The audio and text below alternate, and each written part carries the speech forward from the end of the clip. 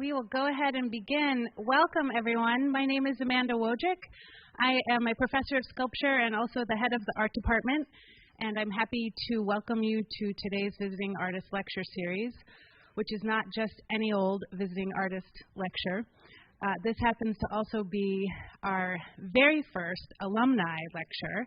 We have talked about creating this series for a very long time, and we're pleased to do this year. So the Laverne Krauss Alumni Lecture Series, beginning in 2022, today, brings an accomplished alumni from the Department of Art back to our campus to deliver a lecture, present a solo exhibition, and engage with our current community of students and faculty.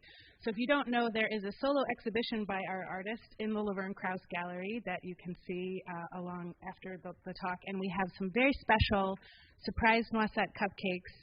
You'll see why they're very special after the talk, so please come immediately following to enjoy. So as faculty, we've talked about creating this type of opportunity for many years. While we have the pleasure of working closely with you, our students, for the brief and formative chapter we share here, we also absolutely love to follow the amazing things you go on to do after graduation. The Laverne Krauss Alumni Lecture Series is a perfect opportunity for us to celebrate one of our alum each year. On behalf of the department, we extend our gratitude to Laverne Krauss, who is also a UO alum. Krauss attended the UO on a scholarship, graduating in 1946. In 1966, she returned to UO as faculty and created our printmaking area. If you didn't know, still thriving. She was also the only female faculty member in the Department of Art at that time. From stories I have heard, she was an inspiring and charismatic artist and educator, and we are thrilled to be able to honor her legacy through this new lecture series. I'm also personally thrilled to welcome our alum, Michael Sherwin, who I knew in another life here, and we'll turn this over to Ranju to introduce him. Thank you.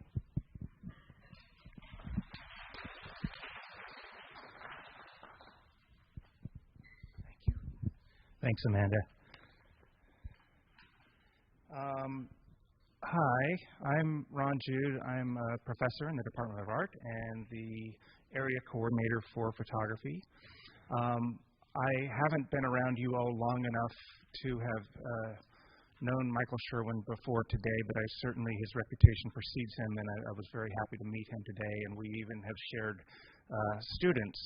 Nathan Ward, who was an MFA last year, who graduated, was one of Michael's undergraduate students and is now back with him as a colleague. Really quickly before I get started, I just wanted to extend special thanks to Wendy Heldman, who, as always, is a magician when it comes to making all of these things happen, and another special thanks, big, huge thanks to Jonathan Bagby, who, under very stressful circumstances, got the exhibition in the LVK up and looking beautiful, and we're grateful to him, as always, also. I'm going to start with a land acknowledgement and then do my introduction. The University of Oregon is located on Kalapuya Alihi, the traditional indigenous homeland of the Kalapuya people. Following treaties between 1851 and 1855, Kalapuya people were dispossessed of their indigenous homeland by the United States government and forcibly removed to the Coast Reservation in western Oregon. Today, Kalapuya descendants are primarily citizens of the Confederated Tribes of Grand Ronde and the Confederated Tribes of Siletz Indians, and they continue to make important contributions to their communities, to the U of O, to the state of Oregon, and to the world.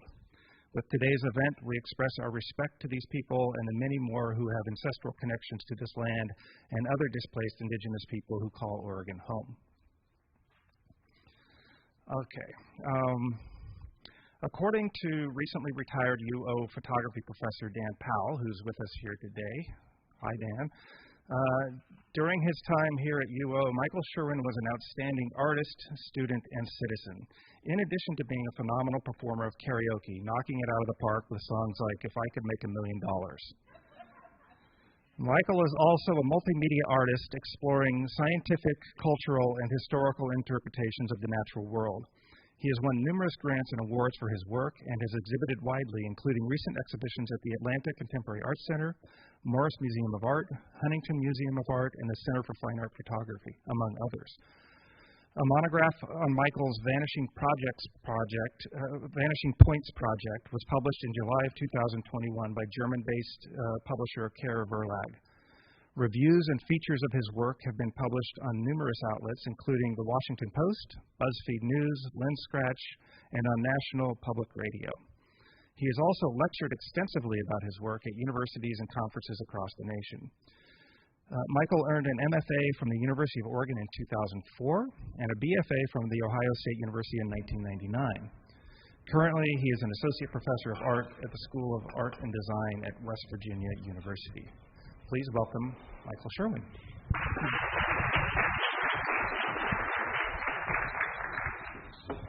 Thank you. Thank you, Ron. Thank you, Amanda, for those very generous introductions. Can you guys hear me all right? All right. And thank you, Dan, for the addition to the introduction. I remember those days. We still do that, by the way. It's If I Had $1 Million by Bare Naked Ladies. My wife and I do a duet. I remember that. Oh, I don't have to wear this, right? Whew. Okay. I drink water. Okay. I broke the sport coat out tonight. I've only ever worn this like 3 times. I think the other 2 times were funerals. I hope that's not a bad omen. But I thought, I had to look professional tonight. So I took the thing all the way across country just for tonight. I'm really uncomfortable in it. Actually, I'm gonna take it off.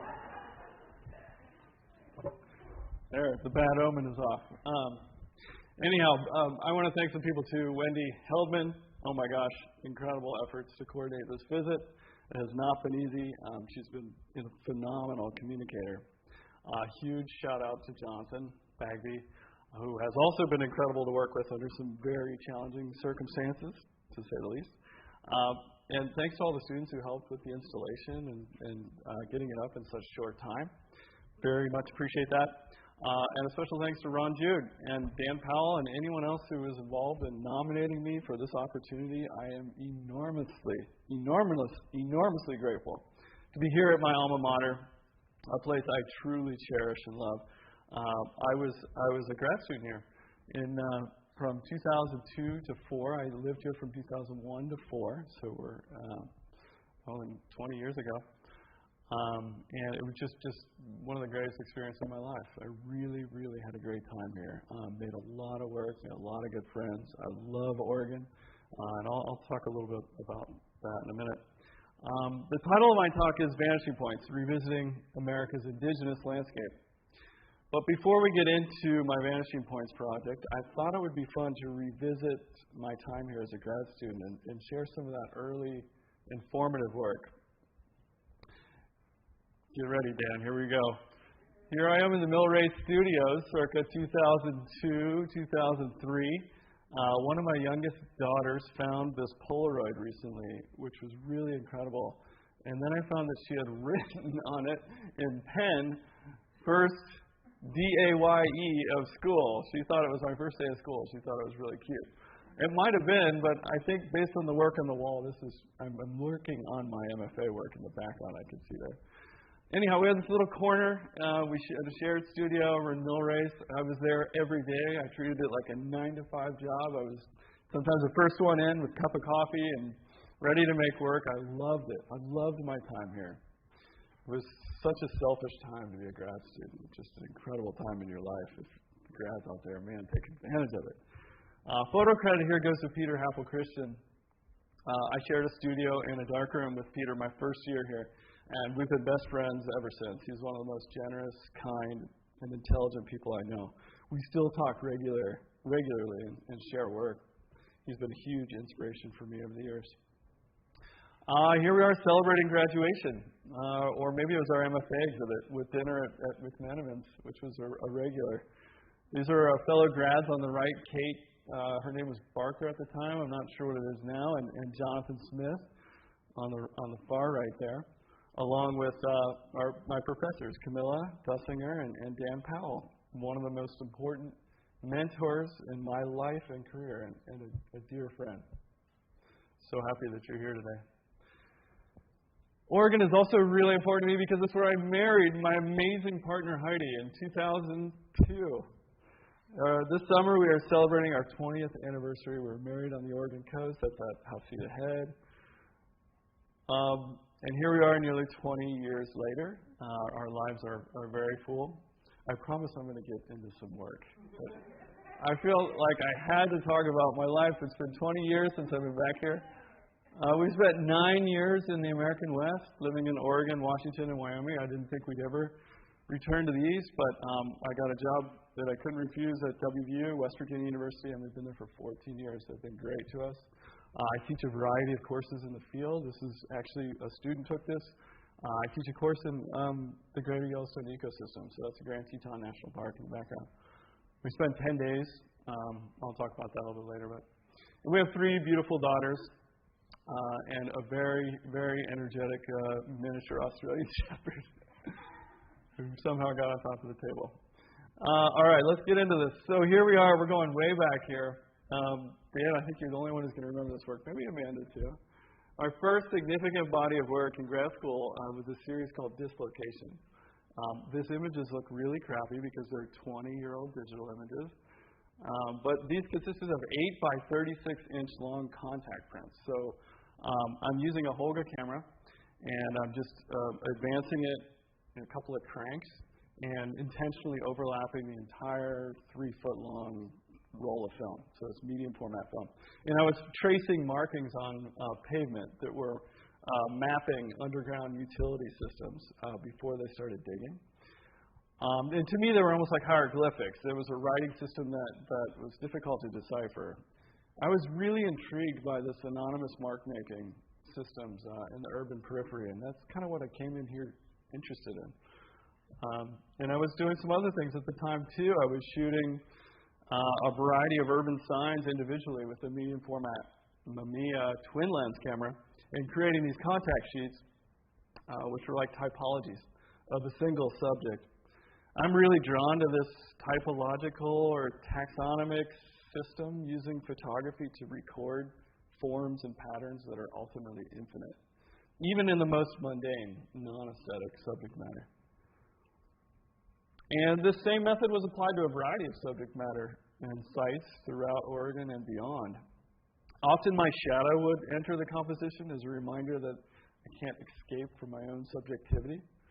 I was also interested in recognizing the failure of a purely objective system, which is another one of those themes that continually resurfaces in my work. This is actually a piece from my MFA show.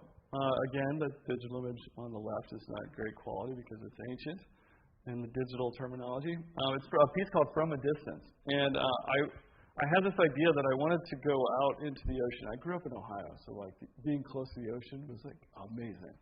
The ocean, the Oregon coast, was such a huge influence on me and my work when I was here, and continues to be. I love it. I'm going to try to get out there Saturday. But I'd never been out into the ocean to a point where I couldn't see the horizon line anymore. And I love that idea of being able to like be completely lost on just the surface of the ocean. For me, it was like going to the moon. And I was looking at this book by Michael White, who organized Apollo photographs of the moon into this incredible book as panoramic images. But I noticed that each one there were these crosshairs. That's how they used the images to line up panoramics. So in the darkroom, I created a mask with tiny little slits in it, and I made these selenium-toned silver prints with crosshairs on them. And I love when my work kind of sits in that space between, science and art and objectivity and subjectivity. Again, these are kind of questioning those boundaries as an ongoing theme in my work. There's also, in this work, an early interest in installation and kind of recreating an experience for the viewer. So those images, all the horizon line was never perfectly straight, and part of it was because I was on a whale-watching charter boat, and I'm looking down through a medium format twin lens camera, and I wanted to kind of recreate that experience for the viewer. All right, so jumping forward quite a bit, water and place have been frequent subjects of fascination in my life and my work. And one of the places I mentioned already that's really important to me is the Greater Yellowstone ecosystem. I lived in the area for 3 years in a small town called Jackson, Wyoming. For those of you who don't know, the Greater Yellowstone ecosystem is the largest intact ecosystem in the entire world, temperate ecosystem.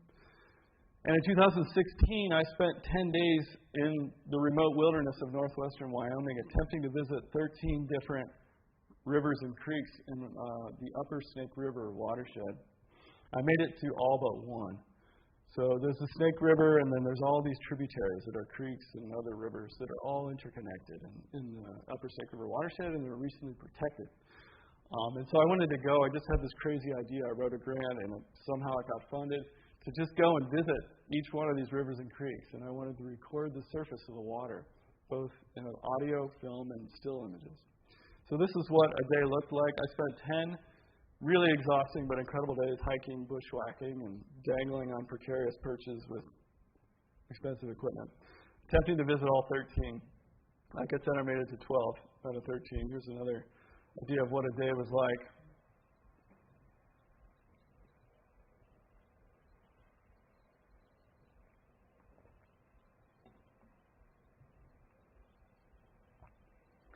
This is Pacific Creek in Grand Teton National Park. It's highly populated grizzly country.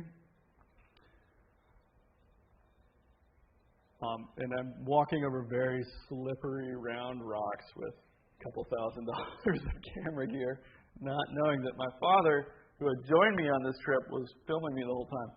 Here he is. Where are we going, Bobby? That way. Where's the trail? There is no trail. Which way? For the 9th day in a row. Looks like I'm 80 the last hole with me. You're a good sport, buddy. That's right. He is 70 years old, and he carried my tripod the entire time. It's one of the highlights of his life. He talks about it just about every time I see him or talk to him on the phone. And you know, we were lost trying to find the Lewis River in the southern portion of Yellowstone, and this just you can get completely lost in this lodgepole, just like a total maze. Fortunately, we made it out. So this is the work that came out of that. This is the biggest piece of that show was this piece called Confluence, which features footage from all the different waterways that I visited, merged into a continuous composite of moving water, and there's also 4 large speakers up in the ceiling. And then that video is projected onto a 4-foot wide circular platform sitting just above the floor. Here's a quick sample of that video.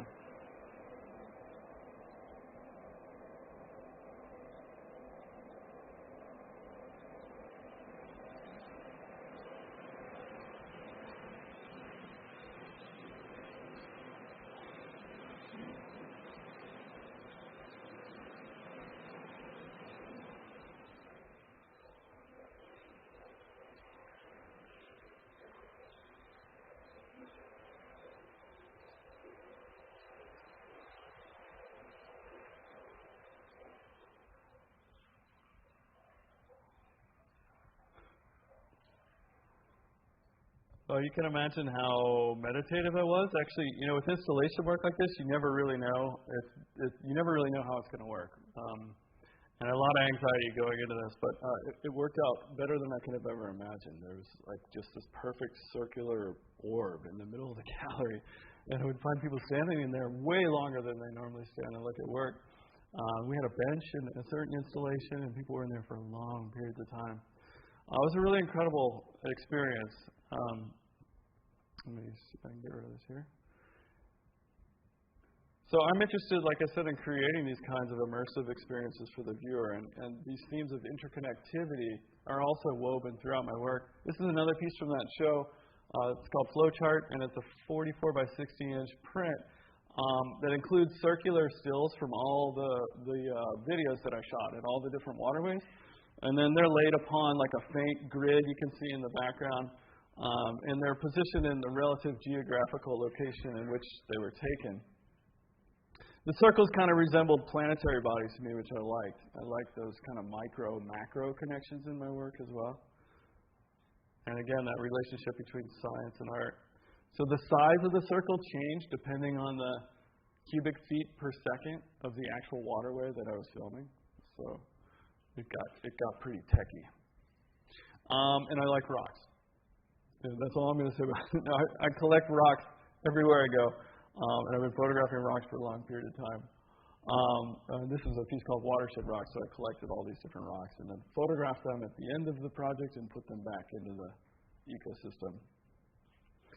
And then a book came out of it. So making books has been a part of my practice since I was here as a grad student and shortly after. And I've been making them throughout my career. This is a 94-page self-published book that loosely chronicles that 10-day expedition in the Snake River watershed. And I was really inspired by that ceaseless movement of water. Deep time.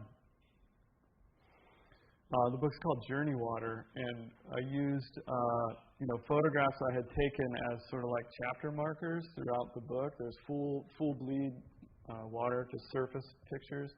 There's a mixture of like black and white landscapes and color, still lifes. I don't think there's any portraits in here. Time-lapse images, grizzly footprints, and that's not our rental car. So another chapter marker. And it kind of just goes in just 94 pages. It just kind of chronicles that experience. I should say, incidentally, just a quick plug here. I offer a 10-day, 3-credit course in the greater Yellowstone ecosystem every summer. I've been teaching for 11 years. I, of course, haven't taught it the past 2 years because of the pandemic, but we are running it again this summer, and it's already over-enrolled. But every summer, students can take it, and you don't have to be a West Virginia University student. It's $50 a credit, so the university subsidizes tuition for travel courses like this, international and domestic.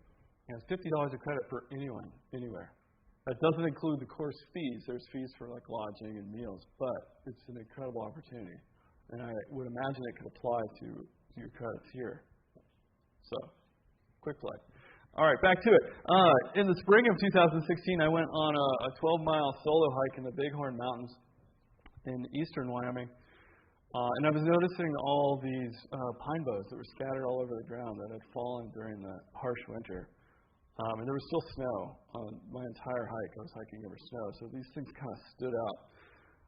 And like I often do, I started gathering these up, and I brought them back to the studio. I was actually doing a residency at UCross, which is an incredible place.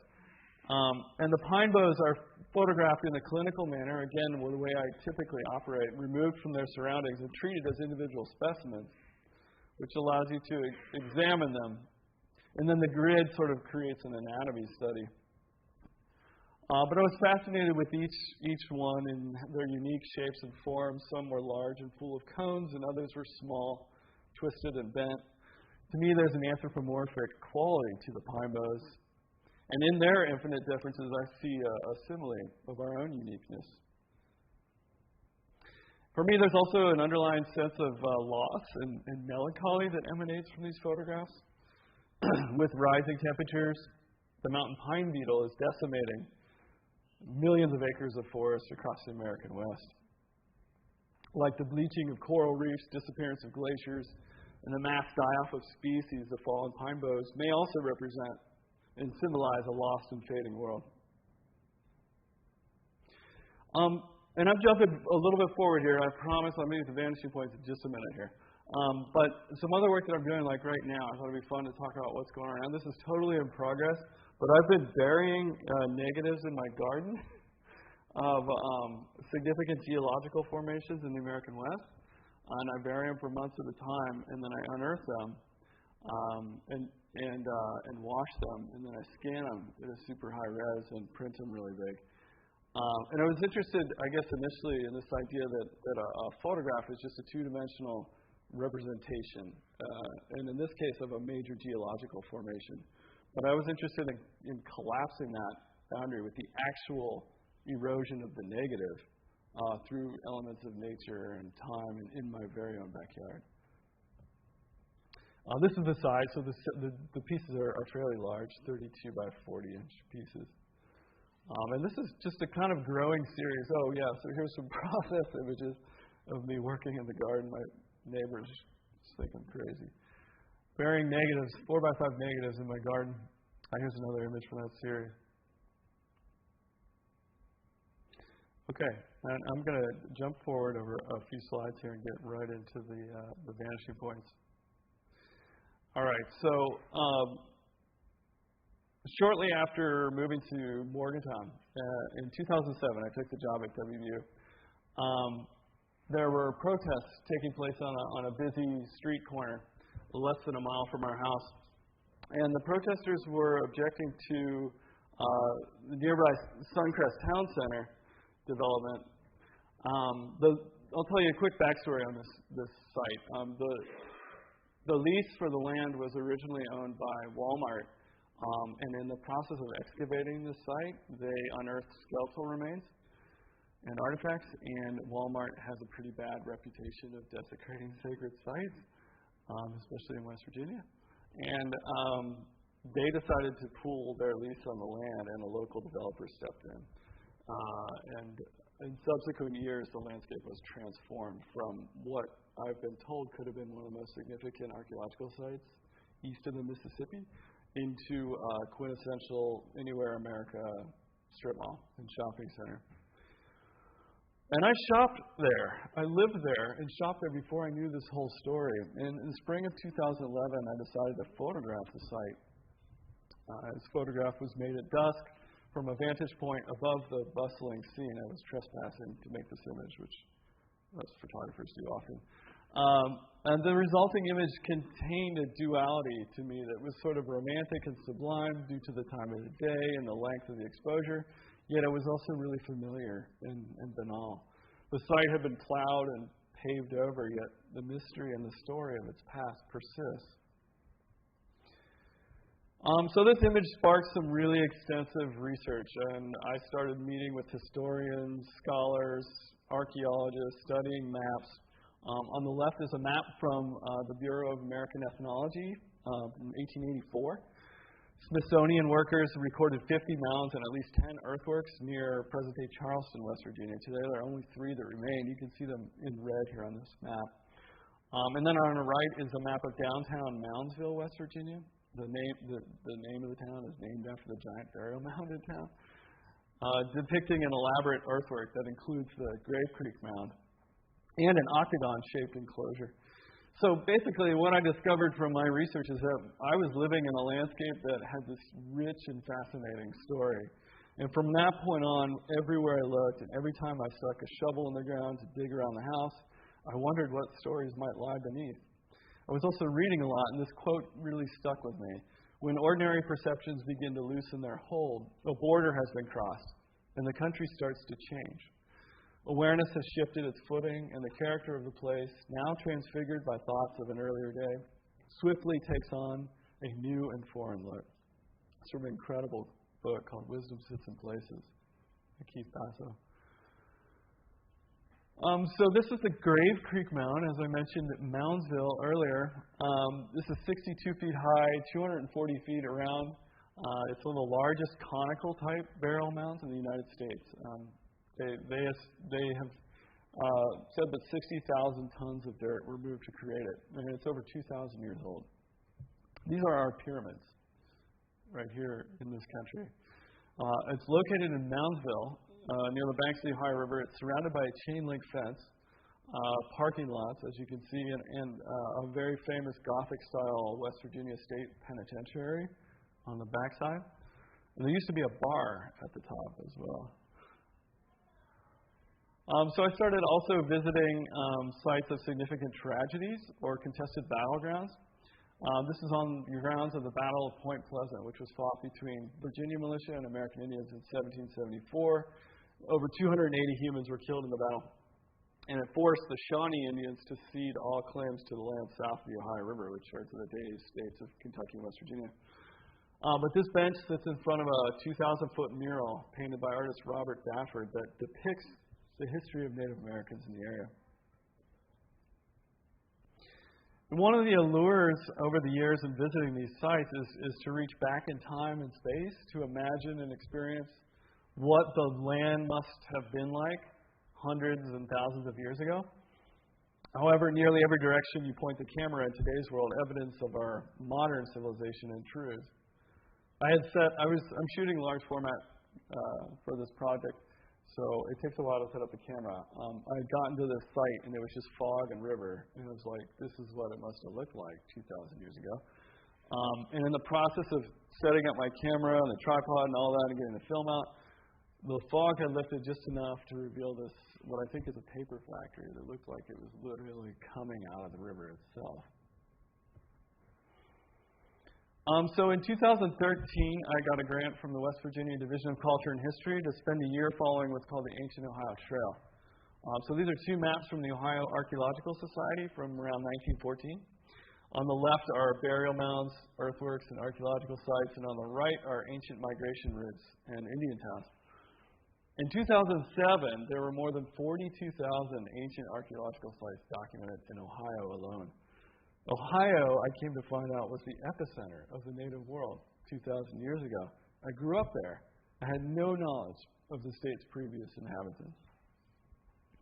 So returning to that landscape of my youth with this new perspective on the spiritual importance of the land was like a pilgrimage for me. This is one of the last remaining ancient conical burial mounds in the city of Columbus, Ohio. This is Strum Mound. It was constructed again about 2,000 years ago by the Adena people. Currently, the mound sits in a 1-acre park, so it's just a little postage stamp in the middle of the city, surrounded by a busy highway, privacy fences, an old limestone quarry, a modern townhome development, and yet it still evokes a very mysterious and meditative presence. Burial mounds like this dot the landscape of Ohio, although many have been destroyed by agriculture and development. Perched above the confluence of the Ohio and the Great Miami River, Shawnee Lookout Park was an important observation point and maybe the largest continuously occupied hilltop Native American site in the United States.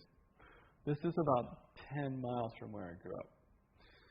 Standing at the lookout today, one can imagine the strategic importance of the site and the protection it offered, while also pausing to reflect on the impacts of modern industry.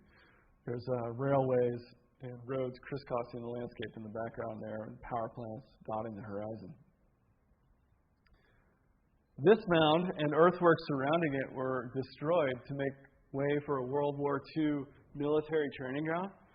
Before bulldozing them, precise maps were made, and following the war, the entire site was reconstructed. So essentially, this is an artificial ancient earthwork. Yet again, the site still retains that surreal and sort of otherworldly-like atmosphere. And oftentimes there's a rich layering of culture and history at the sites I visit. This ancient lock along the banks of the Licking River was actually carved into a prehistoric burial mound and is now a hiking trail. So you have a visual strata of culture and time in a single image. And while wandering around this campground in Ohio, I noticed a makeshift clothesline hanging in front of an ancient burial mound with numerous white T-shirts hung on the line, some with American flags. There's a T-shirt there that says, "How can I think outside the box when they won't even let me out of it?" That made me think about the narrow view of history we've often presented in our public schools, avoiding the Native American stories and perspective of the land. American flag in particular is a reoccurring symbol in this series. There's something about unabashed patriotism that I grapple with, especially considering the full history of our country and the treatment of Indigenous people. Between 1776 and 1887, the United States seized over 1.5 billion acres from America's Indigenous people by treaty and executive order. This hasn't stopped. It's still going. This is an animation produced by researchers at the University of Georgia. This time-lapse map shows how quickly land was stolen or ceded. Some scholars estimate there were as many as 18 million Native Americans in North America pre-contact. So there was an 88 to 90% decline in the population from the time the Europeans landed in 1492 to the lowest recorded value of 228,000 in 1890. Fortunately, this has gone way up in years in the past century. Many consider it an American Holocaust or genocide brought on by the American government. Westward expansion of the United States, along with disease, immigration, and warfare, decimated the population of indigenous people. Oh, I skipped an image there.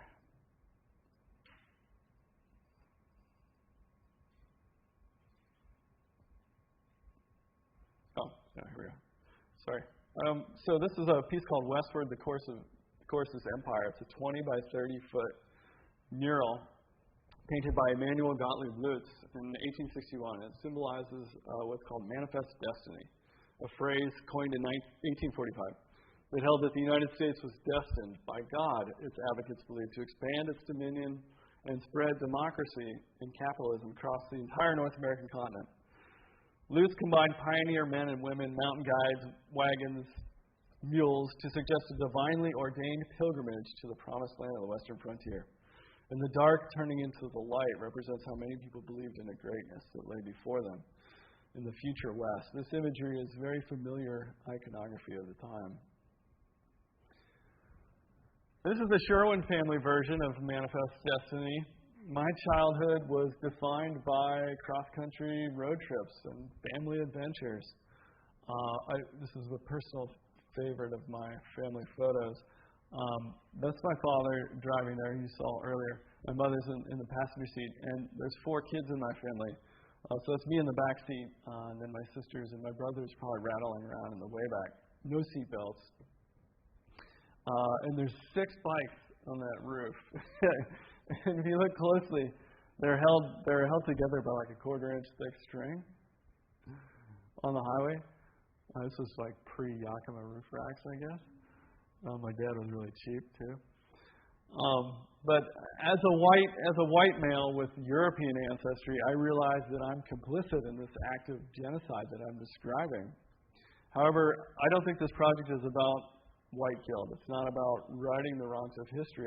I'm merely trying to reckon with my own physical and spiritual presence on the land, while attempting to unwind or address our collective cultural amnesia. And, more about my life that informs this project. I didn't grow up with any spiritual direction. Instead of Sundays at church, like most of my friends and neighbors in southwestern Ohio, I was often taken on long, rambling hikes through the woods of southwest Ohio. My dad was very anti-religion. And instead of Sundays at church, this is what we did. We would just go bushwhacking. That's my little brother there. Love the camo trucker hats, too. And these early experiences were formative in my life and my own spiritual path, and have led to a lifetime of exploring and seeking wild places. This is me circa 2000, pre-grad school in the Wyoming backcountry. And when searching for questions of meaning in college and after college, and even still today, I identified more with the theories of interconnectivity in Eastern religions and Native American philosophy, and in the power of place. And one of those powerful places is Bear Butte in South Dakota. At least it was for me. The Lakota people call it Mato Paha, or Bear Mountain. It's a reference to the fact that its profile resembles a sleeping bear. Revered leaders like Red Cloud, Crazy Horse, and Sitting Bull all visited this mountain to pray, and it continues to be a place of pilgrimage for indigenous people throughout the United States and Canada. Human artifacts found on this site date over 10,000 years ago. I camped out at Bear Butte Lake State Park, opposite this lake from the mountain there. I was there for more than 24 hours just gazing and photographing from the same vantage point, all hours of the day, waiting for the light. You can see sunrise and sunset here. It was freezing cold, really, really cold and windy.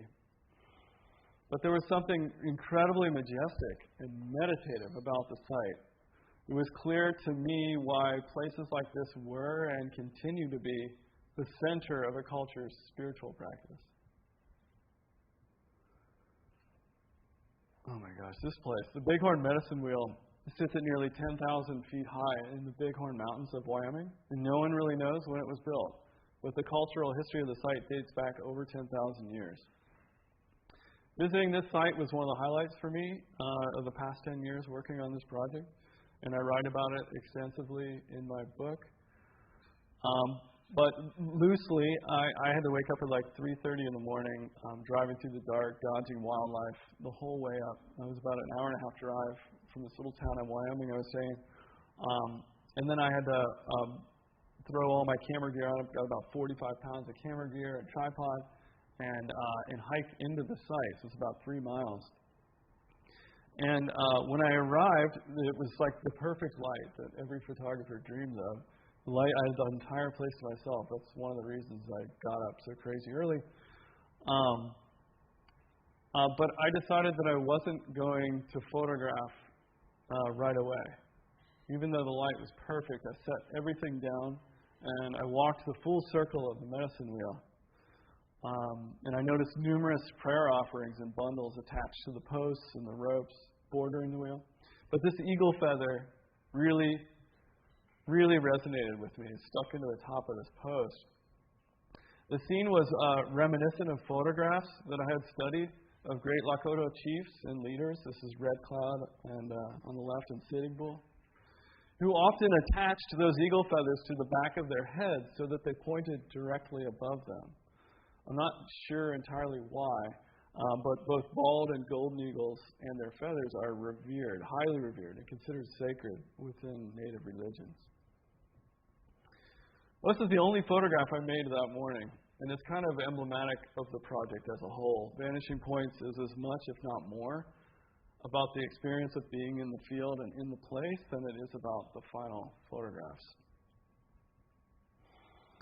Another one of those places that was really special is one of the longest continuously inhabited places in North America. It's called Canyon de Chelly, and it's considered the sacred heart of the Diné or Navajo culture. This canyon is actually a labyrinth of 3 different canyons covering over 80,000 square miles and dotted with prehistoric rock art and ruins dating back over 5,000 years. Yet it's under attack by developers and tourism, including a very popular 4x4 guided jeep tour. If you go to the show after this, you can see the tracks running through the valley and across the stream. But you can see on the right lower side of the image, you could probably see the Antelope House ruins, which are estimated to have been built around 700 Common Era. Interesting story when I was editing this photograph. So these are all shot on film, and I'm enlarging it to clean it up because there's a never-ending amount of dust. I discovered multiple other dwellings or structures that I had never noticed when I was there in the field. So you can see there's the Antelope House ruins. And then as I zoomed in, I started finding these other ruins that I had never seen before, including this one that was way up high on the cliff wall. And I have no idea how that was accessed. Trees are also featured throughout the series. Much like the land, they are the silent witnesses of history. This is a large prairie juniper that stands like a sentinel above the formidable Badlands of Theodore Roosevelt National Park in North Dakota. These badlands were and continue to be a spiritually significant landscape for a diversity of Native cultures. And as the project moved west, I made stops along my journey at sites that tell that story of westward expansion. This is a site called Register Cliff in eastern Wyoming, which was a popular campsite along the Oregon Trail, and many immigrants carved their names and dates of their passage into the limestone bluff. Most of the inscriptions are from the 1840s and 50s, which were peak years of travel along the trail. And this is an alternative view of Mount Rushmore National Memorial in the Black Hills of South Dakota. The Black Hills, or Pahasapa, as they're known to the Lakota Sioux, are the sacred heart of their existence as people. In the Treaty of 1868, the U.S. government promised the Sioux territory that included the Black Hills. However, this treaty only lasted until gold was found in the mountains, and the prospectors migrated there in the 1870s. The federal government then forced the Sioux to relinquish the Black Hills portion of their reservation. So for the Lakota Sioux, and for me personally, the 4 presidents carved in the hill at Mount Rushmore National Memorial are one more violating act of colonization and desecration. The iconic landscape of Monument Valley has become the symbol of the American West thanks to popular Western Hollywood movies such as Stagecoach. In fact, the famous actor John Wayne said, quote, "Monument Valley is the place where God put the West," end quote. The irony is that Monument Valley isn't actually a part of the United States. It's actually a tribal park on the Dene, or the Navajo Nation Reservation, inside the states of Utah and Arizona. Much like other iconic landscapes around the world, the myth of Monument Valley covers over the historical and present-day struggles of real people. So in addition to photographing the landscapes, I'm also collecting objects at the various sites. This is a series titled Artifacts, which you will find on cupcakes in the gallery later. I love it. I photographed each object in a clinical manner, mimicking archaeological findings. So essentially this is garbage that for one of my reasons for doing this was I thought it would be nice to clean up the sites. Initially that was my purpose. So I had just a garbage bag full of trash. And for some reason I was reluctant to throw it out. I brought it back home and started photographing them like artifacts, and it sort of grew into this whole other thing. I became more and more interested in what the archaeological evidence of our modern civilization will reveal about our time on Earth. It's a small piece of styrofoam. And, the artifacts add a layer of archaeological investigation to the project that I like. This takes us full circle back to my interest in this sort of art and science crossover. They also, I think, add a fun contrast and complement to the larger landscape images that helps broaden the conversation.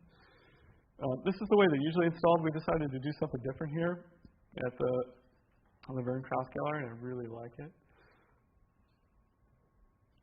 Okay, and this is the last thing I'll share with you. We're at the end here. In July of 2021, I published my first major monograph of the Vanishing Points project, as Ron mentioned, with the German-based publisher Kehrer Verlag.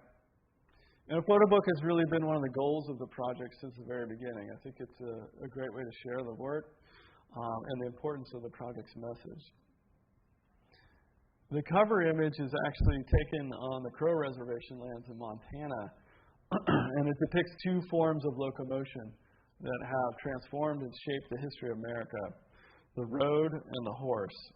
And they are going in opposite directions, split by the spine of the book, so back and forth. This is a short video of the book. Just a quick walkthrough. So it's a 172-page hardcover. It's 87 color images. There's 3 essays. I wrote one of them. One of the other essays is written by Josh Garrett Davis. He's the Gamble Associate Curator of the Autry Museum of the American West in Los Angeles. And then Kirsten Rehan wrote an incredible piece that's in the back of the book. She's a widely published essayist, poet, artist, curator, professor. And then I wrote an essay, which was fun. The book was designed by a really amazing Pittsburgh-based designer named Alana Schlenker. Just an incredible designer. And we spent a lot of time working on the sequence and the layout of the book, kind of obsessed over it. Made multiple maquettes or dummies of the book before decisions were made. So there's like 2 different sizes of the landscape images, and then those still life artifact images are woven in pairs of 2 in various layouts. That's kind of like breaking up the sequence. And then all the way in the back of the book, which she's almost at, there's a 3-page index with thumbnails for each image and short captions describing the importance of many of the sites. So I left that kind of didactic info in the back in the index, not to interrupt the full sequence of the book.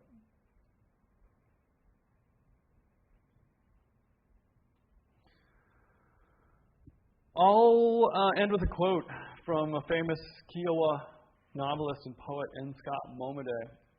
To encounter the sacred is to be alive at the deepest center of human existence. Sacred places are the truest definitions of the earth. They stand for the earth immediately and forever. They are its flags and shields. If you would know the earth for what it really is, learn it through its sacred places. At Devil's Tower or Canyon de Chelly or the Cahokia Mounds, you touch the pulse of the living planet. You feel its breath upon you. You become one with a spirit that pervades geologic time and space. I think there's an ongoing importance to preserving and protecting sacred sites. And in some way, I hope that my work can help be a conduit for remembrance. Thank you for your time.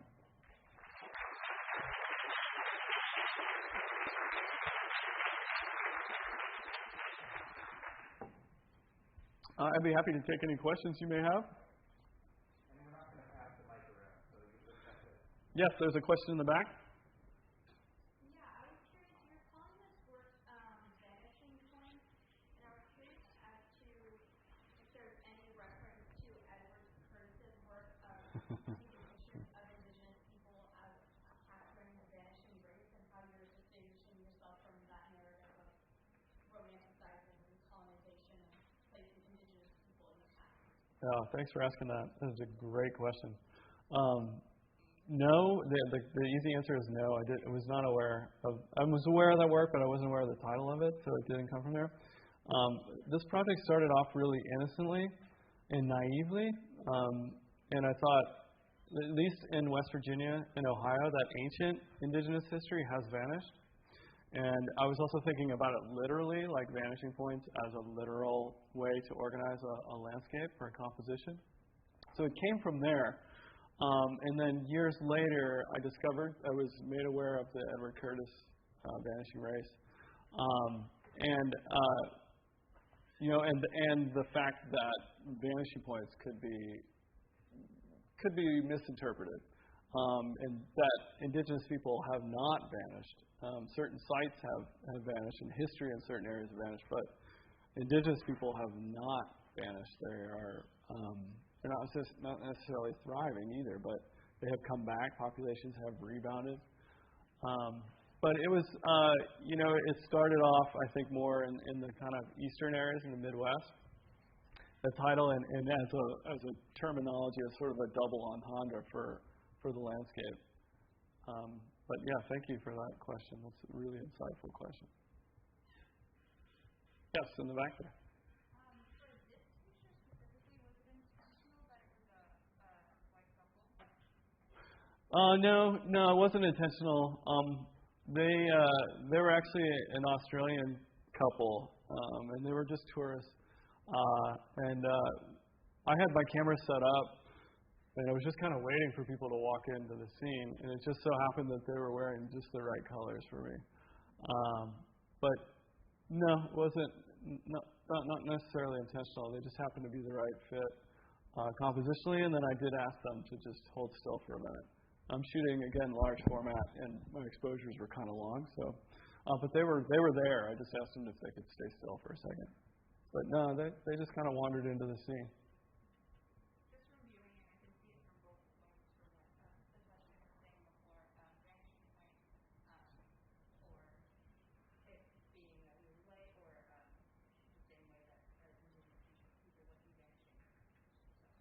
Mm-hmm. I can see it both ways for both ways to see it. Yeah. Yeah, I mean, it's a really this Monument Valley is a really weird place because the Dene people own and manage the site. Yet it's this huge tourist trap too, and it's this famous site because of all the American westerns that feature white cowboys killing indigenous people. And it's a really wild, strange place. But the land itself is exotic, and coming from Ohio and in the Midwest, I was just blown away. I mean, just absolutely mesmerized by the landscape. Other questions?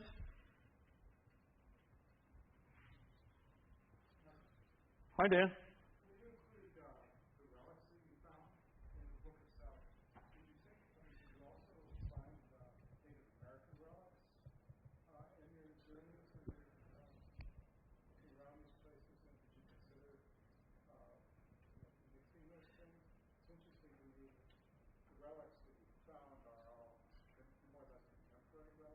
Mm-hmm. How that sort of provides an interesting twist, I guess, conceptually to the book. Yeah. I never did find any other relics, and I never really looked for them. I think there's some issues with that too. Like there's artifact hunters out there that do things sort of illegally. And so, yeah, I wanted to focus on modern artifacts. I'm reflecting on what are the things that we're going to leave behind that may someday be in a museum that will tell our story. So those things that were plastic and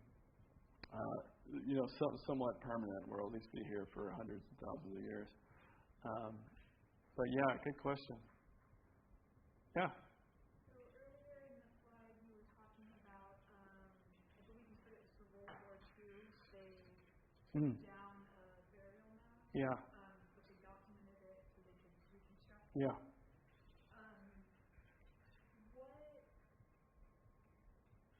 What is your opinion on whether that makes it authentic or not? The question. It's definitely not authentic. I think it's ironic that it was destroyed, number one, for a World War II training ground, and that they then rebuilt it. I don't know if they thought that was respectful, but the demolishing of it in the first place seems really ridiculous. But like I said, there still is sort of a presence there. And in a lot of times when I would visit a site, there may not be anything there. But there still is, and maybe it's myself projecting it onto this space, but oftentimes, even in the most banal areas, knowing that there's some kind of deep history there, or that this place, the shopping mall, was once a worshipped kind of place, changes your perception of that space. And that's what happened to me, it's just everywhere I went, things started to come alive. Yeah. Anyone else? Everybody? I have a quick question about the translation of the book project, which clearly contains an index with didactic information and 3 essays, and really giving a sort of narrative structure to the images. When you translate that into an exhibition, how does that get translated? Does it operate in a different way without that context? Or? Yeah, good question, Ron. That's something I've grappled with, is whether the images should have individual signage on them with some of that information that's in the index.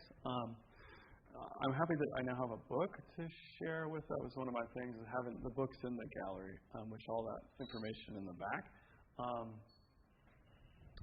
I felt like, especially in the book too, I felt like having that information really interrupted the kind of flow and the viewing experience. And for me, a book is an artistic act.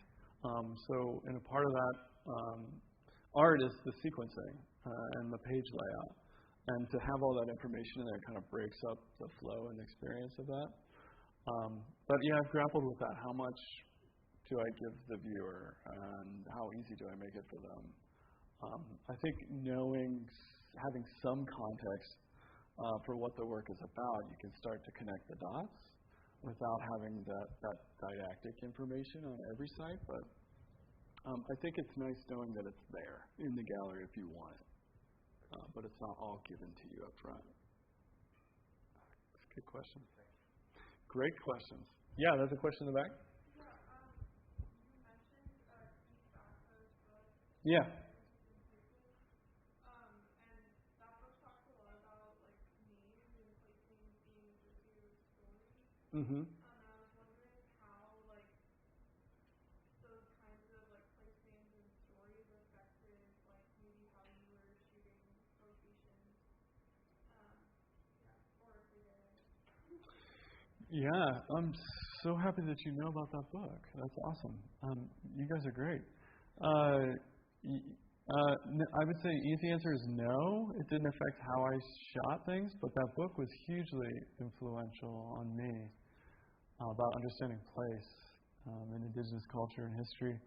And that, the whole section about place names is fantastic. So it was just like informational research information for me.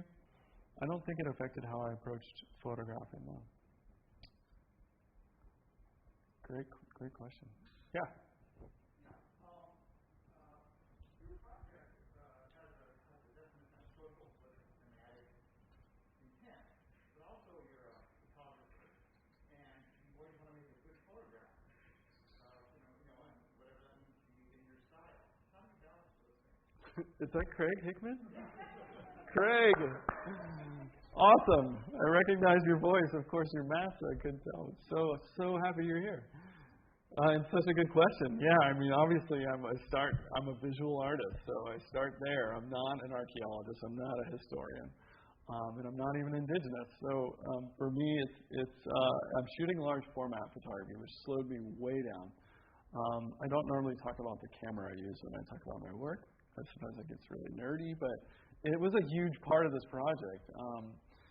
And so, I'm only making like maybe one photograph at these sites. There's a ton of images that didn't make the cut, and a ton of images that never worked. So I'm really intentional with what I choose to put in the frame, and I often spend a lot of time in a space before I ever make a photograph. But yeah, I think balancing that content with form is always a part of my work, and it's probably a part of any photographer's work. Yeah. And it's not easy. And there were a lot of images that just didn't do it for me, and some that stand out. And, it changed a lot, too, as it moved west. The last thing I'll say about this is, in the east, things are dense. The landscape is crowded and it's layered. And the sites were these mounds. Like you could actually point the camera. So a lot of them are kind of dead center. There's these pimples on the landscape that were easy to point out. As you moved west, those constructions, those human-made constructions that they worshipped and were sacred, transferred to geological formations. Thinking about Bear Butte and Devil's Tower and Monument Valley. The actual land and geological formations are what's worshipped. You don't find a lot of burial mounds. You find more rock art. So that was also an interesting shift that happened as the project moved west. Yeah. Any other questions? Yeah. Rebecca. Oh my gosh. So I was struck by what you said about going to a landscape and putting away your camera and not photographing so that you could kind of be in that place. Yeah. And I remembered Ron Thorne talking about when she first went to Iceland, that she put her camera in the locker and didn't I love Ronnie Hornsworth. And didn't take any photographs of the Yeah. time that she went. Yeah. So I was wondering if the extent to which you feel that photographing and the camera open up seeing or stop seeing, like the relationship between seeing and what that device does. That's a great question. I'm not the kind of guy who carries a camera around with me everywhere. I feel like it mediates just like a phone does. We're dealing with this with our kids right now. It changes your whole perception of time and presence, right?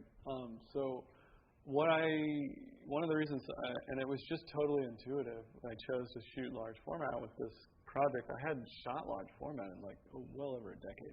Not since undergrad, so it's probably longer than that. Was it felt more like a better marriage between subject matter and technique, because it did slow me way down. And the other thing I love about it is I'm shooting film, so I'll make a photograph, and you have to be, with large format, you guys know, anyone who shoots it, you have to be totally present in the field to get it right, and I often didn't get it right.